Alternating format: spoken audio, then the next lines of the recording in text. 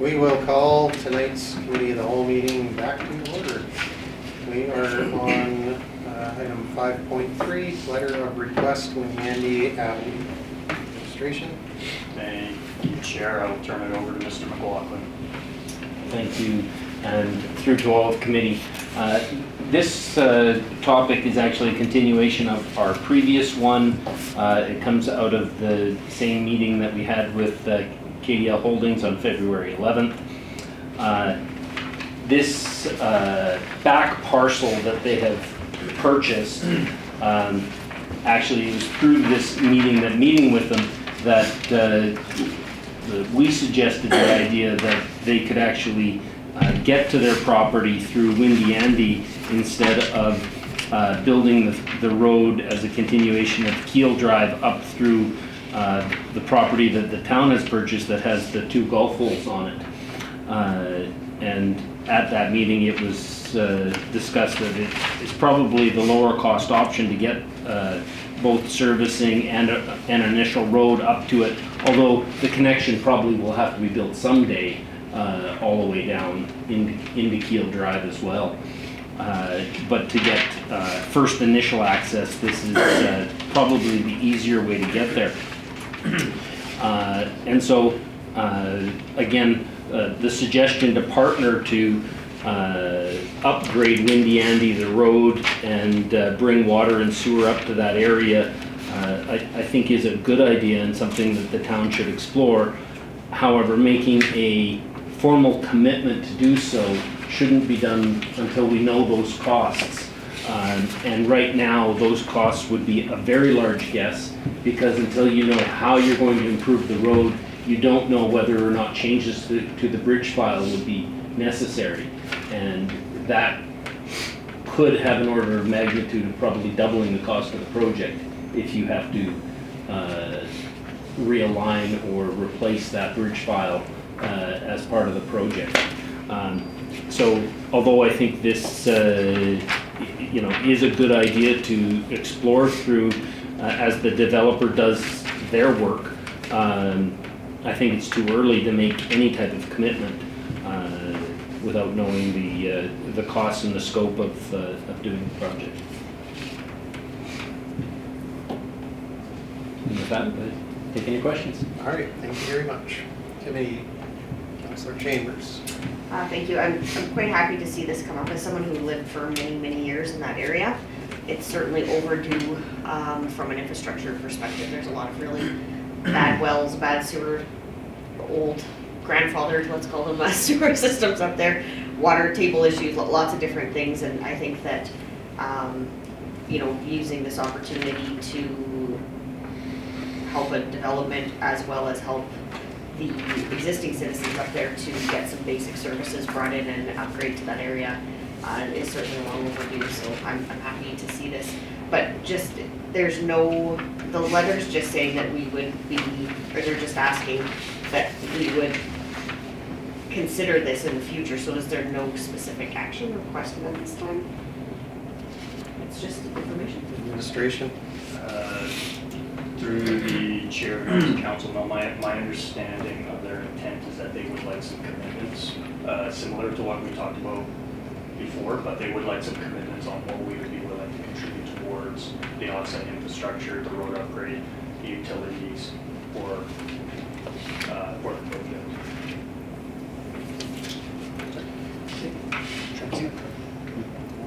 Mayor Nissen and then Councillor Taylor. Thank you. Through the chair to administration.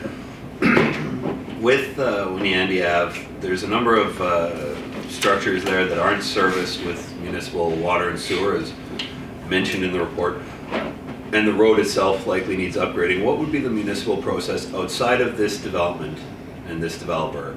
If the municipality were to upgrade the road and servicing to this region, what would that process look like in a normal circumstance?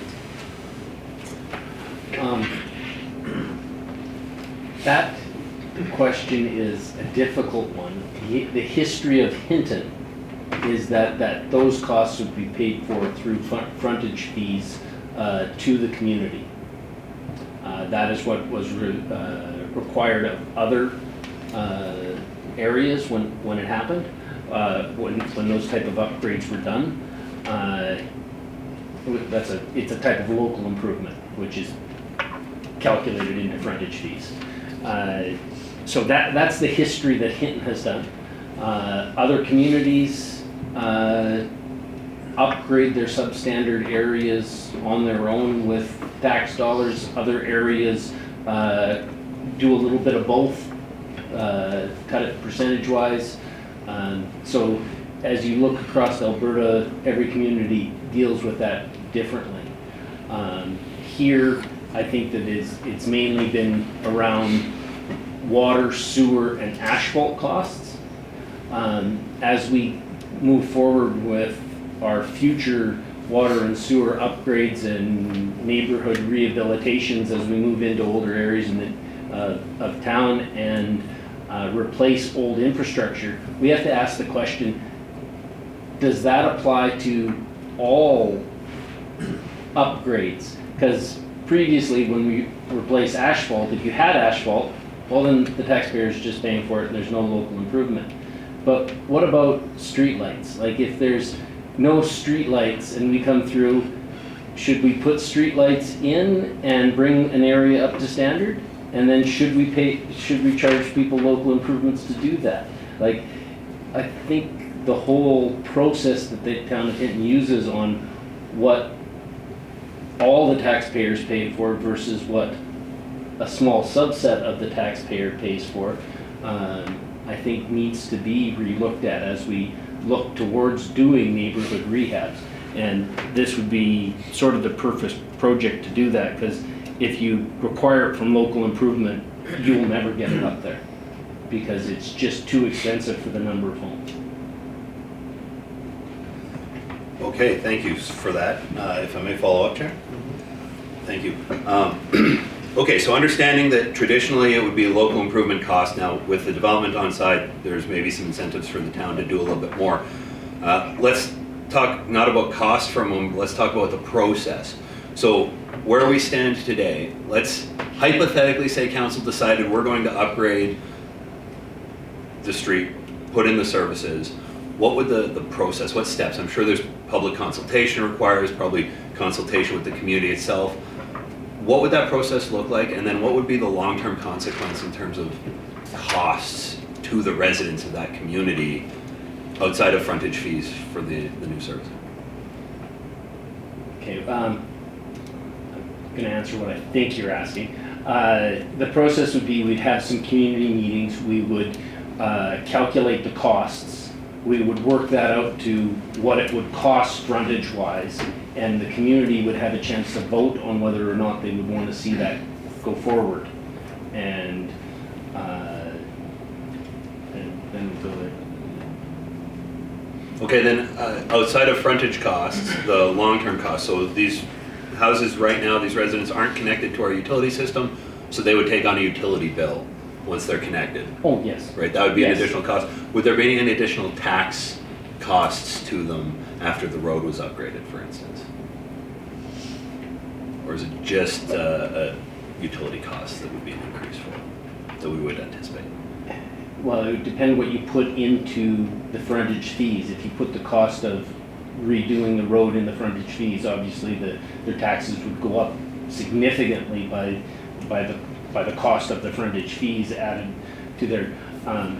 The other thing is when you go put it to a vote, you have to have 2/3 in favor in order for it to go forward. It's not a 50% requirement. 2/3 have to support it in order for the project to move ahead and add to their local improvement. Is that 2/3 council or the No. community? 2/3 of the community. In a Okay. petition form.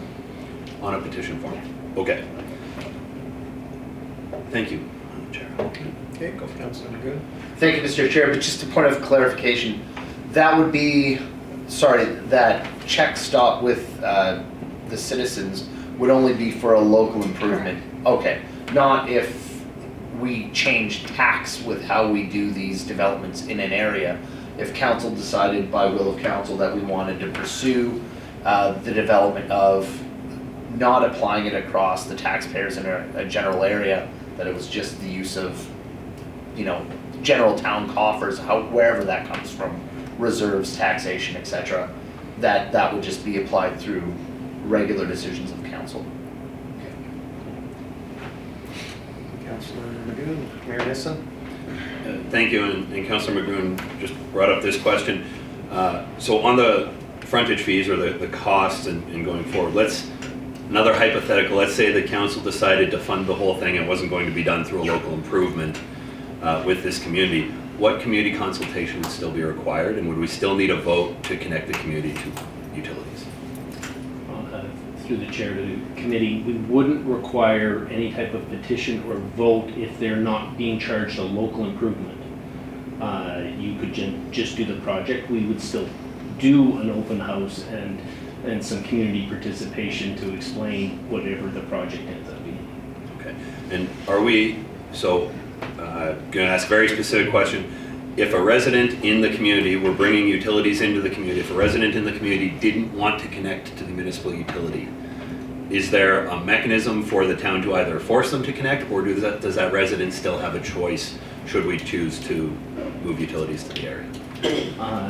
Through our newly passed water and sewer bylaws, if the service is available to them, we can force them to be connected. However, I do want to point out one thing Lorraine just pointed out to me is under our off-site levy bylaw, connecting people to the water line sometimes are subject to a utility connection fee that may come into play. But again, council could choose to waive that if they chose to. What ballpark is that fee? Is that a $100 fee, $1,000 fee? Where are we talking? She's saying a few $100s, but we'd have to bring that forward. Thank you. Okay, thank you, Mayor Nissen. Katie? I'm not here, we don't have a direction.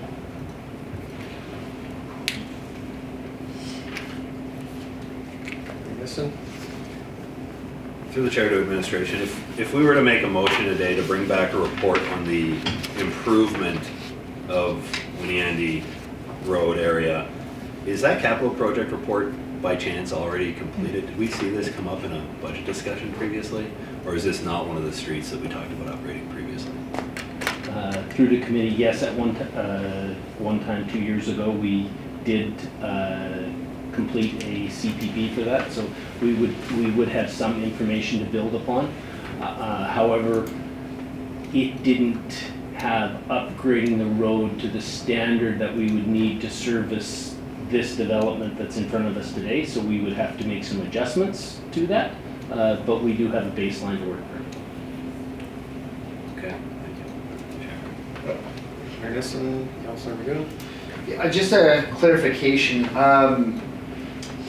In the letter provided by the developer as part of our information package, the request was that the town essentially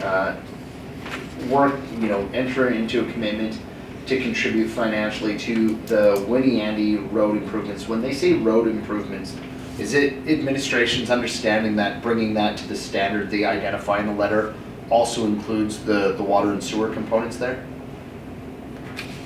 Because we're sort of potentially we're having two different conversations. I just want to make sure that it's inclusive of water and sewer, if the town was to do work potentially up there. Yes, through the committee, yes, it would make sense to do the water and sewer at the same time that you do the road improvements, because you want to put the utilities in the road. Okay. Thank you, Mr. Mayor. I'll go back to the bottom of the queue.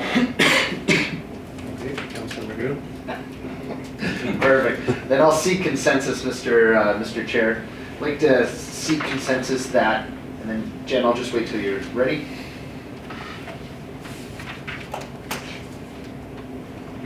That committee direct administration to bring back options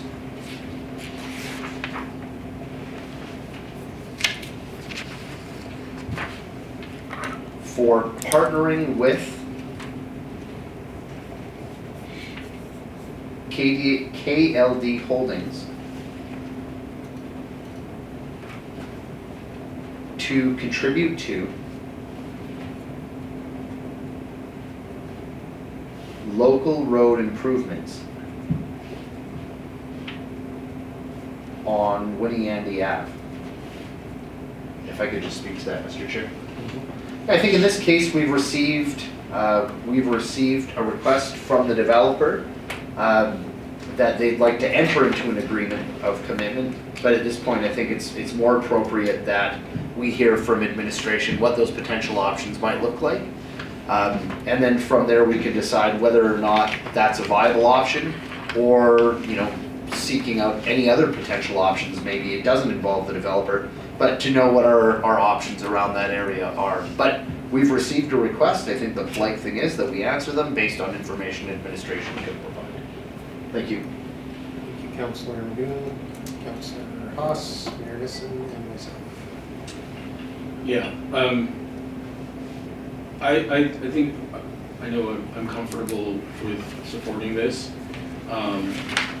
When those options though come to us, because in reading in the report, there is somewhat from administration, I believe that potential comments of while creating development potential makes sense, and it's a positive idea that we should explore with that road. But with those options, would it be to bring back a capital plan for, say, the 2026 budget potentially? Like that, is that what we're looking at, like as a potential option? So, you know, Through the chair, to members of the committee, this is, in our eyes, this is pretty much the same topic as what we're talking about before, where a developer's looking for, you know, what kind of commitments can the municipality make for offsite development. So it's the same conversation, it's just on a different parcel. Right. But we're not looking at bringing a CPP forward as of yet. You know, that's going to depend on probably trying to work with the developer to see if we can, you know, get some more information about what they're going to propose. There's also another parcel, vacant parcel in there with somebody who's interested in looking at upgrading that road. So, you know, just to throw another element into there, but, you know, we'll just, again, you know, similar to our first discussion, we'll need to make some reasonable assumptions about what we think that road would be, how it would service these different developments, and allocate some costs based on that. So, if I can follow up, I think based on that, I think this particular element has a little bit more clarity on the cost potentially, especially if there has been a look at it a couple of years ago, kind of to look at it. So, yeah, I'll support this definitely moving forward. At least it gives us a little bit of better idea to work with. And there's no, this motion does not commit us to anything. This motion just says to administration that we're going to need more, and then take from there, from that information, you know, whatever orders or whatever motions from there. So, thank you. thank you, Councillor Haas, Mayor Nissen. Thank you. Through the chair to administration, with the conversation with the developer so far, it's very clear to me that the road access to their parcel is the point. Is this the route for their utilities as well to that parcel, water and sewer? Or was the water and sewer suggestion just an upgrade for convenience of the town? Through the chair to committee, no, they need to get water and sewer to that parcel, and that's the closest place to bring it from. Okay, thank you. So through the chair to committee, I'm also going to be in support of this motion. I believe that with this parcel and the other vacant parcel that's potentially going to get developed in the future, this road and services will need to be done eventually by the town, and starting the process of figuring out exactly what we need to do that to support our developments, I think is important. So I'll be in support of this motion. Thank you. Thank you, Mayor Nissen. Committee? Okay, if there's nothing further from committee, we could hear the direction request, please. That committee seek consensus, that committee direct administration to bring back options for partnering with KLD Holdings to contribute to local road improvements on Wanyandi Avenue. All right, committee, if there's nothing further, we'll call the question. All those in favor? That is carried unanimously.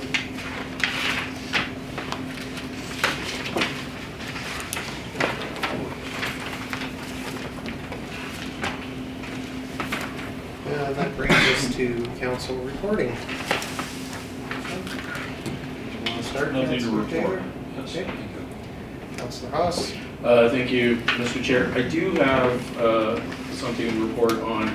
I attended a library meeting last evening. There's a couple of things I just want to bring to the community's attention. First off, it's been advertised, but on March 3rd and 4th, the library will be hosting a Fire Smart event. It'll be a Town of Hinton invite to attend a community emergencies preparedness, to be Fire Smart session to learn how to prepare yourself in your home for a natural disaster. The town will be involved with that. They also, I believe, the attendees will have an opportunity to enter a draw for a free sprinkler system for their house. So that's coming up. The bigger news, though, that the library has just acquired is we have an Epson Fast Photo FF 680W piece of equipment, thanks to Ms. Wade. It is to capture both an image and any handwriting notes on the back of a photo in a single scan. Handles multiple sizes in one batch, can convert scanned images into readable text, scan documents up to 240 inches, rotate, crop, enhance, so forth, and will save both the raw image and the enhanced image when applied.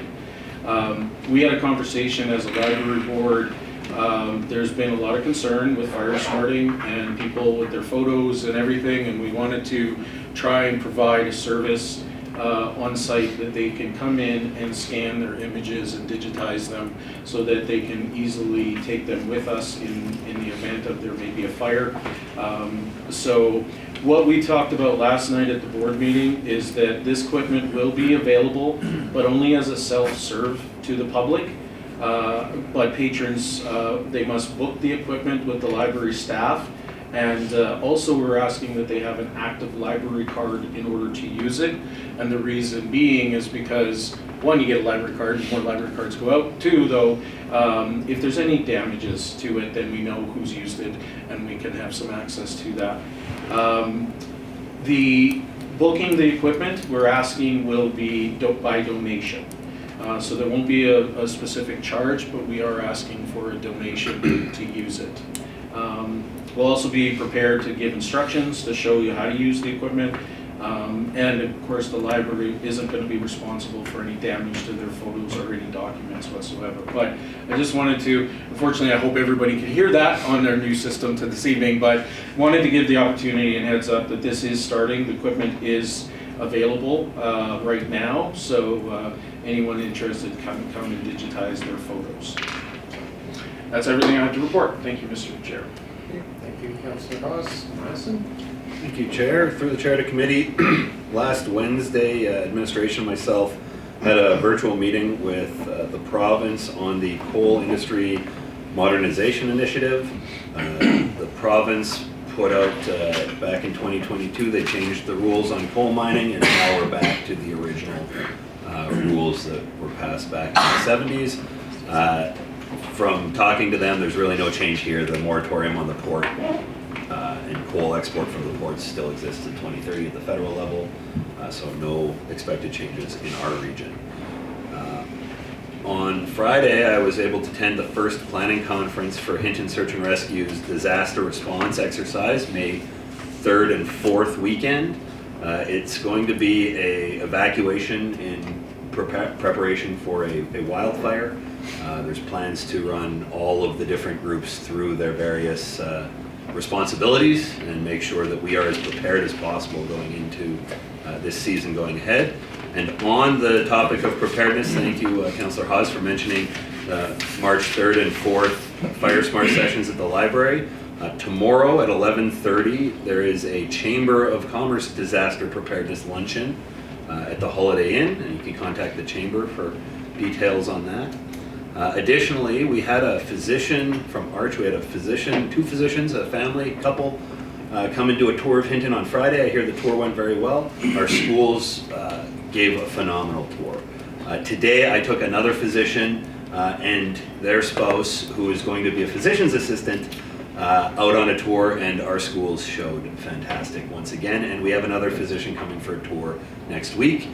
So hopefully we can scoop some of these great physicians, and I have to say thank you to our schools for putting on just a fantastic display. And that is all I have to report this week. Thank you. Thank you, Meredith, and for myself, I have nothing to report. Councillor Magoon, Nothing to report, Mr. Chair. thank you. Councillor Chambers, Nothing to report. all right, thank you. That takes us to Chief Administrative Officer reporting and status report. Thank you, Chair. Nothing to report. All right, thank you. Any further one, all right, Councillor Haas? Not a question, but I did catch that administration has sent out a bulletin as to our troubles with our technology lately, so I guess thank you for sending that out. I know that it was probably a longer wait than we expected, but and the public for their patience as well, so I'm sure it hasn't been easy administration, so that's all. Okay, thank you, Councillor Haas. Committee, Councillor Magoon, Seek consensus to adjourn, Mr. Chair.